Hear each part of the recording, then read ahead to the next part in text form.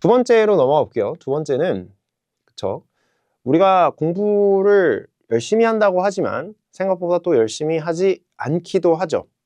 아까 전에 특정 시점에 이게 끝나 있어야 한다라고 하는 건 절대 선행이 아닙니다. 교육과정 특성상 물론 학교에서 아직 그 시점에 그걸 안 배울 수도 있는데 결국에 IB까지를 생각을 하면 그 시점에 그게 끝나 있는 게 압도적으로 유리하고 또 편리하거든요. 그래서 어떤 마지노선이라고 말씀을 드린 건데 공부를 하다 보면 지나온 시간을 되돌아봤을 때 내가 저건 아직 안 돼 있는데 라고 생각할 수도 있어요. 실제로 12학년에 올라와서 제가 학생들 수백 명을 만나보면 이 친구들 시험 보는 거 보고 수업 들을 때 듣는 눈빛도 보면 안 돼 있는 것들이 생각보다 많거든요. 물론 저도 그거를 염두를 해두고 커리큘럼 구성하고 수업을 진행을 하지만 어쨌든 그럴 때 특히 막 14학년까지 올라가서 이런 일이 벌어질 때 제가 뭐라고 얘기하냐면 그렇죠. 유명한 짤이죠. 늦었다고 생각할 때가 진짜 너무 늦었다라고 대놓고 얘기합니다. 자, 그러면 뭐 늦으면 끝인 거냐? 그냥 끝나버린 거냐? 아니죠. 그러니까 지금 당장 시작을 해야 되는데 근데 제가 말씀드리고 싶은 진짜 이 원칙은 지금 빨리 가서 공부나 해라 라는 게 아닙니다. 그게 진짜 제가 드리고 싶은 말씀은 아니고 인정해야 된다는 거예요. 내가 아직 잘 모르고 내가 여전히 부족한 부분이 남아있고 공부를 했던 거지만 내가 더 해야 한다라고 하는 걸 인정하는 게 두 번째 원칙입니다. 정말 많은 학생들이 사실 인정을 잘 못해요. 자, 무슨 말인지 좀 이따 한번 살펴볼게요.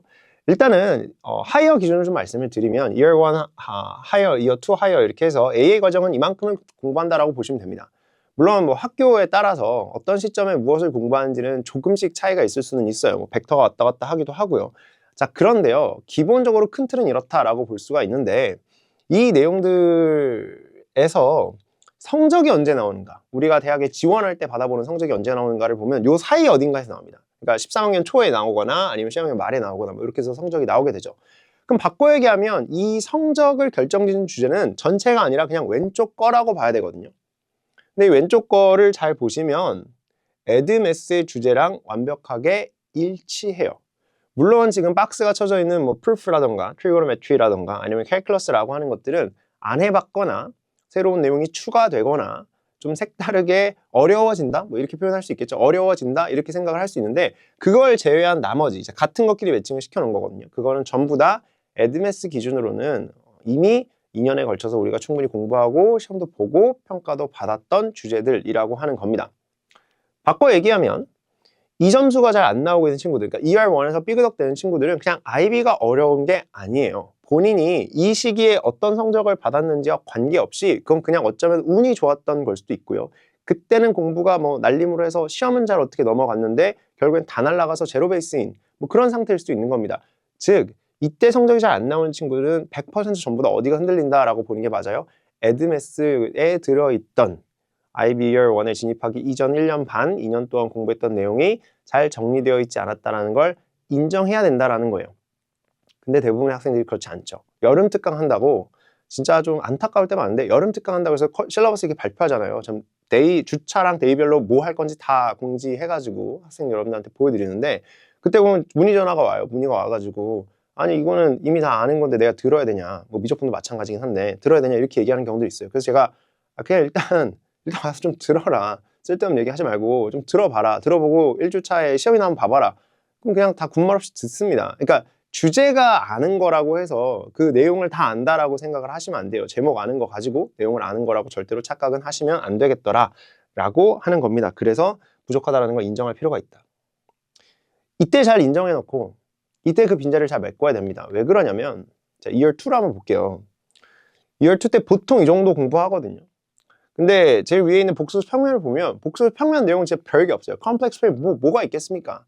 그냥 뭐 RCS 폼 바꿔가지고 알겐달겐 위에다 그려놓고 폴러루트 찾고 뭐 이런 거 하는 건데 바이노미얼이 결합이 되고 그 중에서 특히나 쿼드래틱스 폴리노미얼 이거 전부 다 폴리노미얼 내용이거든요. 그리고 거기에 뭐가 붙어요? 트리고노메트리가 붙어버린다. 그러니까 이 내용을 이해를 했어도 저 세 가지가 되어 있지 않으면 문제 못 풀어요. 알겠는데 나는 문제를 못 푸는 이 상황. 벡터 말할 것도 없어요. 벡터는 그냥 삼각함수 그 자체예요. 물론 2D에서 뭐 벡터 가지고 벡터 나름의 오퍼레이션을 하는 것들이 있긴 하지만 그거 자체가 크게 문제되지 않습니다. 결국 IB 기출문제에서 큰 볼륨을 차지하는 것들은 대부분 이제 플레인 벡터로 넘어가게 되는데 그때 결국엔 삼각함수를 모르면 진행 자체가 불가능하다라고 하는 거죠. 마찬가지로 뭐 AA 과정의 존재 이유라고도 볼 수 있는 뭐 differential equations나 Maclaurin series 아니면 Euler's method 뭐 이런 것들을 공부할 때 미적분은 당연한 거고요. 그러니까 미적분은 너무나 이제 기본적인 어떤 구근항 같은 개념이 돼야 되는 거고 거기에다가 상학함수까지 이제 결합이 되면 얘네들 문제를 풀 수 있게 되는 겁니다. 그러니까 바꿔 얘기하면 여기서 무슨 일이 벌어지는지를 나는 이해는 했는데 저 내용들에서 어떤 연산의 흔들림이 있게 되면 어떤 기초적인 내용을 펑크가 나 있게 되면 이거 문제를 풀 수가 없다라는 거예요. 그럼 이때 가서 다시 돌아가서 해놓고 이거 배우고 이거 돌아가서 다시 하고 돌아오고 이게 시간이 너무 오래 걸립니다.